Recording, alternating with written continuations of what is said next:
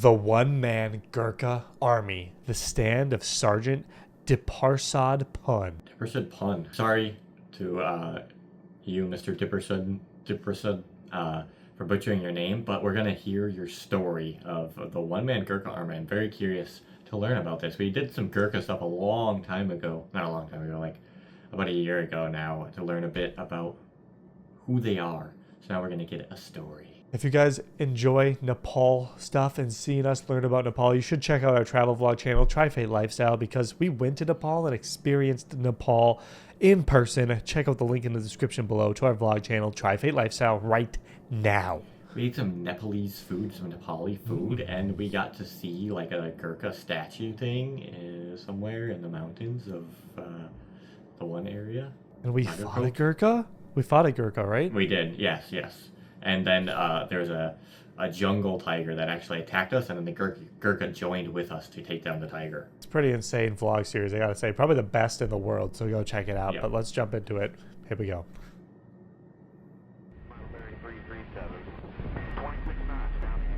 Oh my gosh.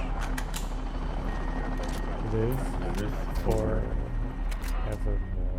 Live forevermore. That's very fancy sounding, I gotta say. On the 17th of September 2010, a platoon from the 1st Battalion, the Royal Gurkha Rifles, was stationed at 2 patrol bases near the village of Rahim Kalay in the north of Helmand Province. Okay. At some point during the day, the bulk of the platoon departed the bases to secure a key road to the east, with 2 small detachments remaining behind to garrison the outposts.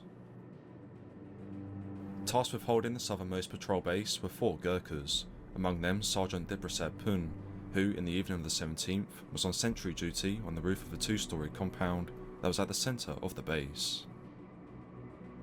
Manning his post for several hours, Sergeant Pun soon began to hear some noises materialising from the other side of the main gate, and as he later recalled, I thought at first maybe it was a cow, but my suspicions soon built up and I saw 2 Taliban digging to lay down an IED in front of our gate. Uh-oh. Immediately, the sergeant called out for the 2 men to identify themselves, but instead of receiving a verbal response, bullets and RPGs began to hit the patrol base, as a significantly larger Taliban force appeared from out of the darkness. Realising the outpost was under attack, Sergeant Pun grabbed a nearby radio and informed his platoon commander of the unfolding situation, before turning his attention onto the enemy. As soon as I knew they were Taliban, I thought I was going to die, but as soon as I started firing, that feeling went away. I knew I had to do something before they killed me and my 3 comrades. I thought, before they kill me, I have to kill some of them.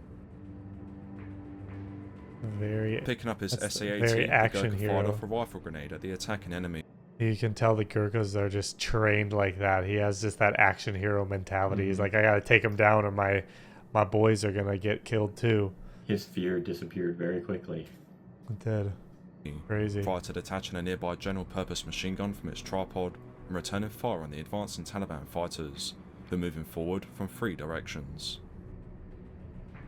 Within minutes, however, he had spent all his machine gun ammunition, and so resorted to using a mix of grenades to disrupt the attack, including 6 phosphorus, 6 fragmentation, and 4 rifle grenades. That's a lot of grenades. Once these 2 had become expended, he picked up his SA-80 again, and, moving from position to position, he continued to engage the enemy, some of whom managed to break through his line of sight and reached the compound. Looking for a way to get onto the roof, some of the insurgents began scaling up the building's mud walls, with one fighter reaching the top first and proceeding to rush the Gurkha. Training his SA-80 onto the enemy fighter, Sergeant Pun shot and killed the insurgent, seconds before experiencing a weapon malfunction just as another Taliban fighter appeared on the roof. Ditching his rifle, the sergeant grabbed the nearby GPMG tripod and held it at the second insurgent, knocking him unconscious. Moments after, Sergeant Pun heard several more of the enemy attempting to climb up to the roof, who he pushed back by dropping a sandbag onto one and forcing the others to retreat when a claymore mine detonated. Dang. Eventually, after 17 minutes of heavy fighting, the enemy attack had collapsed and what was left of the Taliban force withdrew back in the direction they had come from. One-man army. A short while later, British reinforcements arrived at the patrol base to strengthen its defences, where they found an exhausted Sergeant Dipprasad Pun still on the roof. Sergeant Pun later stated, "I thought there might have been around 20 to 30 Taliban fighters involved in the attack, but later locals told me it was probably around 15. I know I'm very lucky to be alive. I didn't think the attack would ever end, and I nearly collapsed when it was over. I did what I was trained to do. There wasn't any choice but to fight." Wow. Wow, that's pretty intense. Yeah, I mean, imagine 1v15, or I guess there's a few others, but basically 1v15. Jeez. There are 50 rounds. The fact that they use a dang tripod against one of them is crazy. I don't know if we could do that. No. The Conspicuous Gallantry Cross. Very British sounding. It is. Hello, Governor. I award you. Better to die than to be a coward. A Royal Gurkha Rifles motto. Dang. Wow. It's pretty intense. Like some Spartan stuff, they would say. In 300. Yeah, like, yeah, some insane warriors. They are insane in a good way. I mean, Yeah, wow. I mean, that's just a crazy story. Just Isaac, I didn't know you were a Patreon supporter. what the heck? I'm supporting this guy. That's pretty sick. I'm supporting him so we can find more pictures of Dipprasad. Yeah, I think this video needed a few more headshots. Yeah.